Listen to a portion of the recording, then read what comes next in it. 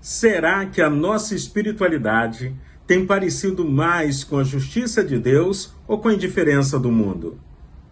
É uma pergunta forte.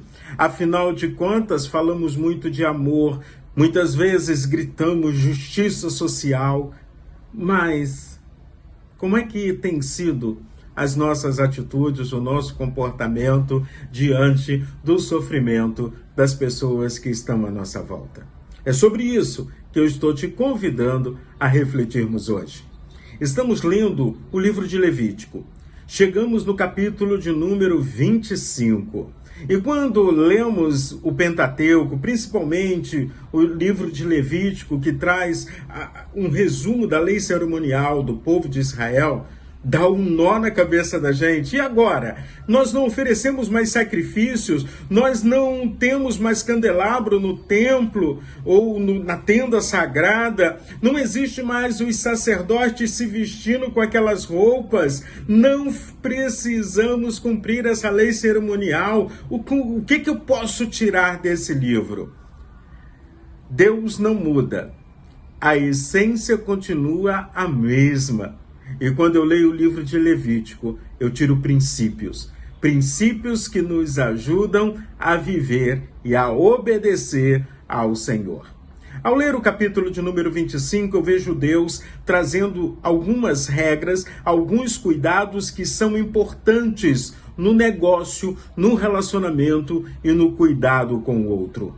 Em Levítico, capítulo 25, versículo de número 35, diz assim: se um israelita que mora perto de você ficar pobre e não puder sustentar-se, então você tem o dever de tomar conta dele. Ajude-o como se ele fosse um estrangeiro que mora no meio do povo, a fim de que ele continue a morar perto de você.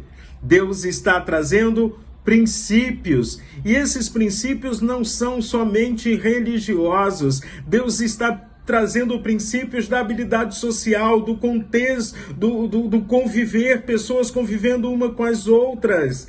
Deus está chamando o seu povo a fazer uma sociedade diferente, onde o mais forte não explore o mais fraco, aquele que está em vulnerabilidade, onde o pobre não se sinta abandonado ou desamparado, onde a dignidade humana é preservada, a dignidade humana é cuidada, onde as pessoas entendem de onde vieram, para onde estão indo e quem verdadeiramente é o seu Deus. Deus, então, olha para o seu povo e ele diz: não cobre juros das pessoas que já estão passando por dificuldade. Não venda a comida para aqueles que têm passado dificuldade no intuito de ter lucro. Se fosse nos dias atuais, a gente entenderia Deus dizendo o seguinte: não se aproveite da miséria alheia para ter lucro pessoal. Não abuse das pessoas que estão em vulnerabilidade social. Faça diferença, porque é por isso e para isso que estamos aqui.